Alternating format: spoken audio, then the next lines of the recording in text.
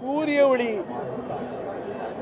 மின்சார கட்டமைப்பில் வறுமை கோட்டுக்கு கீழே இருப்பவர்களுக்கு இலவச மின்சாரம் கொடுக்க அரசு முடிவெடுத்து விட்டால் இந்த தடுக்கின்ற முயற்சிகளிலே இருந்து நாம் விடுபட்டு விடலாம் என்பதையும் தேர்தல் அறிக்கையில் சேர்ப்பது சாலச் சிறந்ததாக இருக்கும் என்று அதையும் நான் கோரிக்கையாகவே முதல்வர் அவர்களிடம் தந்தேன். அதையும் உடனடியாக அந்த தேர்தல் அறிக்கை தயாரிக்கும் குழுவிலே சேர்க்க சொன்னார்கள்.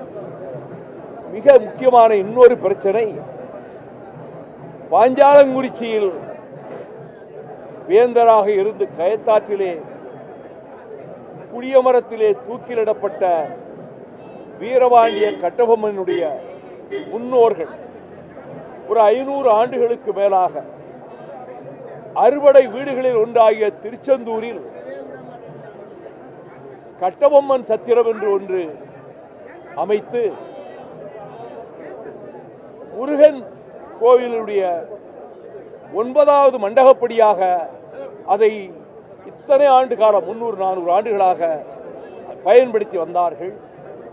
அதில் நேரடி வாரிசு பீமராசா என்ற வீரபாண்டிய சுப்பிரமணிய கட்டபொம்மதுரை இன்று தமிழக அரசிடமிருந்தும் அவர் உதவித்தொகை பெற்று வருகிறார்.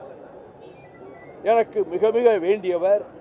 அவர் 2 காலும் நடக்க முடியாமல் இருக்கிற இந்த சூழலில் அவர் தொடுத்த மனுவில் சாதகமான முடிவெடுப்பதற்கு வாதாட வேண்டும் என்று பொய் சொல்லி அவருடைய கைரேகையை பெற்று இன்னொரு குடும்பத்தினர் இந்த சத்திரம் எங்களுக்குரியது என்று ஒரு பொய்யான முறையீட்டை தயார் செய்து கொடுத்து அறநிலையத்துறையினுடைய இணை ஆணையர் ஜாயிண்ட் கமிஷனர் இனிமேல் இத்தனை வருடங்கள் நீங்கள் போயிருந்தாலும் இந்த வருடம் நீங்கள் கட்டபொம்மன் சத்திரத்தில் மண்டபப்படி நடத்தக்கூடாது, பக்கத்தினுடைய சிவன் கோயிலுக்கு கொண்டு போய் சொரூபத்தை வைத்து கொண்டு போகலாம் என்பதில் ஒட்டுமொத்த அந்த 9 கம்பளங்களை சார்ந்த அந்த மக்கள் மிகவும் புண்பட்டு பல 100 ஆண்டுகளாக நாங்கள் பயன்படுத்துவது திருச்செந்தூரிலேயே முதலில் கட்டப்பட்ட இந்த கட்டபொம்மன் சத்திரம், இதில் நாங்கள் இந்த வருடம் நுழையக்கூடாது என்று ஆணை பிறப்பித்திருக்கிறார்கள் என்று அந்த நேரடி வாரிசு பீமராசா அவர்களே எனக்கு அலைபேசியிலும் பேசினார், கடிதமும் அனுப்பினார். அந்த கடிதத்தை வைத்து நான் ஒரு முறையீட்டை தயார் செய்து நம்முடைய மாண்புமிகு முதலமைச்சர்களிடம் சொல்லி இப்பொழுது இணை கமிஷனர் இப்படி ஒரு உத்தரவை பிறப்பித்திருக்கிறார், அதை திரும்ப பெற வேண்டும். அந்த அத்தனை சமுதாய மக்களும் நேரடி வாரிசும் வழக்கமாக போகிற 9வது மண்டபப்படி முருகனுக்கு திருமுருகனுக்கு எங்களுக்கு உரிய இடத்துக்கு போக அனுமதியை பெற்றுத்தர வேண்டும் என்று கேட்டுக்கொண்டதன் பேரில் நான் ஒரு முறையீடு தயாரித்து மாண்புமிகு முதலமைச்சர்களிடம் சொன்னேன்.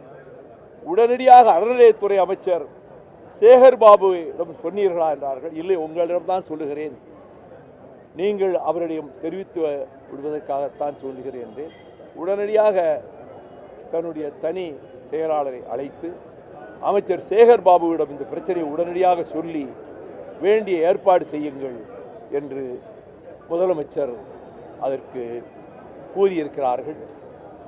நாளை 3ஆம் தேதி அந்த சுப்பிரமணிய சாமி திருக்கோயிலுடைய ஒவ்வொரு மண்டபப்படியாக போய்விட்டு சொரூபத்தை கொண்டு வருவார்கள். இந்த கட்டபொம்மன் மண்டபப்படிக்கும் இது இனிமேல் இப்பொழுது அவர்கள் ரொம்ப கவலையில் இருக்கிறார்கள். அநேகமாக அறநிலையத்துறை அமைச்சர் மூலமாக இணை கமிஷனருடைய ஆணையை திரும்ப பெற வேண்டும் என்பதுதான் என்னுடைய கோரிக்கை. அநேகமாக அது நிறைவேறும் என்று நான் நம்புகிறேன். இதற்காகத்தான் வந்தேன், இதைத்தான் பேசினேன். அடுத்து எங்களுக்கு இன்றைக்கு திருப்பத்தூரிலே இந்த வேலூர் மண்டலத்தினுடைய நிதியளிப்பு நிகழ்ச்சி இன்று காலை 10 மணிக்கு நடப்பதாக இருந்தது. மாண்புமிகு முதல்வர் அவர்கள் பகல் 12:30 மணிக்கு நேரம் ஒதுக்கியதால் நான் அந்த கூட்டத்திலே கலந்து கொள்வதற்காக உடனடியாக செல்ல வேண்டிய நிலையில் இருக்கிறேன். செய்தியாளர்களிடம் இந்த 3 செய்திகளைத்தான் மாண்புமிகு முதலமைச்சர் அவர்களிடம் நான் பேசினேன் என்பதை தெரிவித்துக் கொள்கிறேன். அதை பற்றி எதுவும் பேசல. ஒரு சுற்று பேச்சுவார்த்தை குழு போய் பேச்சுவார்த்தை நடத்தி இருக்கிறாங்க. 2வது சுற்றுக்கு என்றைக்கு அழைக்கிறாங்களோ அன்றைக்கு போவாங்க. எதையும் நான் சொல்ல முடியாது. நன்றி. ஓபிஎஸ்ஆ யார் வந்தாலும் நல்வராக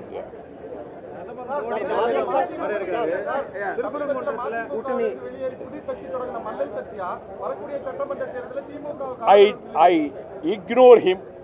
Kindly don't ask any question on him. நாங்கள் ஏற்கனவே எங்கள் குழுவினர் சொல்லியிருக்காங்க. அதுதான் நாங்கள் தனிச்சின்னத்தில் போட்டியிடுவோம். அவைத்தலைவர் சொன்னாரே, பிரசிடன்ட் தான் சொன்னாரு. அதான் எங்கள் நிலைப்பாடு.